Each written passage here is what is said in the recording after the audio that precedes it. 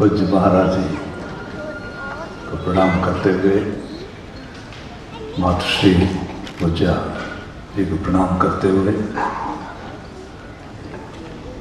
आदरणीय सीपी देव साहब और हमारे विशेष मेहमान मुजफ्फर हुसैन साहब, हमारे बुजुर्ग विद्वान जो मुंबई से पधारे हैं, आदरणीय ओंकार सिंह साहब, सूर्यदेव सिंह साहब, हनुमान सिंह जी, पारिक साहब, गज जी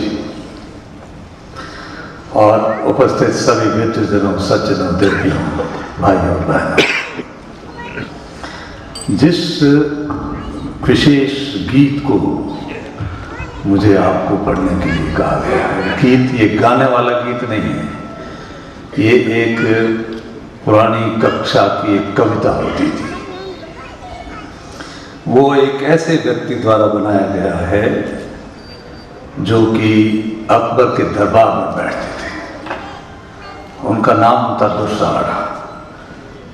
ऐसा कहते हैं कि अकबर के दरबार में 3 उच्च कोटि के चारण बैठते थे।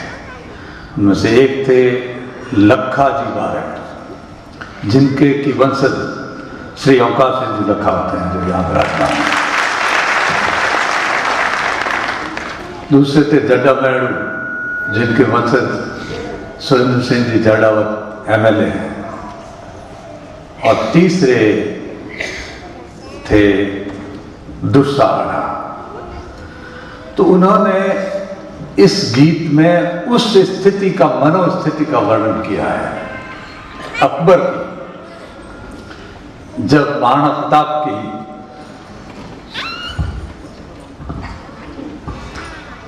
उनके स्वर्गवास की खबर सुनाई गई। बादशाह हुजूर, मेवाड़ के राणा प्रताप सिंह साहब का देहांत हो गया। सन्नाटा छा गया। किसी के ये समझ में नहीं आ रहा था, कि हिम्मत नहीं पड़ रही थी कि क्या कहे। सबको मालूम था महाराणा प्रताप अकबर के जानी दुश्मन हैं, और ये भी कुछ लोग जानते थे मन ही मन में, उन महाराणा प्रताप के प्रति अकबर के मन में भी प्रशंसा कर रहा है कि हिंदुस्तान में एक तो मिला जो मेरे सामने कभी नहीं झुका। तो लेकिन उस समय सन्नाटा छा गया, किसी की बोलने की हिम्मत नहीं हुई। आखिर में अकबर ने खुद ने, जिसकी आंखों में आंसू आ गए थे, अपनी जीभ कुच दी ऐसे, और कहा गजब हो गया। बस तब कवि ने सोचा कि अकबर जैसा क्रूर बादशाह, इसके आंखों में उसके सर्वोच्च दुश्मन की मौत की खबर से आंसू क्यों आए। वही वर्णन है इस गीत में। कहता है, बस देग्यो अणदाग, पाग देग्यो अणनामी, गौ आडा गवड़ाए जको वह तो धरुवामी, नवरोजय नह को। ये आज जिस देवी को हम स्मरण कर रहे हैं, उन्होंने नवरोजे का एक अपमानजनक जो रीति रिवाज चलाया था अकबर, उसको बंद करवाया। तो नवरोजय नह गो नगो आतसों नवल्ली, और नगो झरो के हेठ जठे दुनिया दहली, गहलोत राम दसन मूंद रसना दसी, और निसास भूख भरिया नयन तो मृत शाह प्रताप।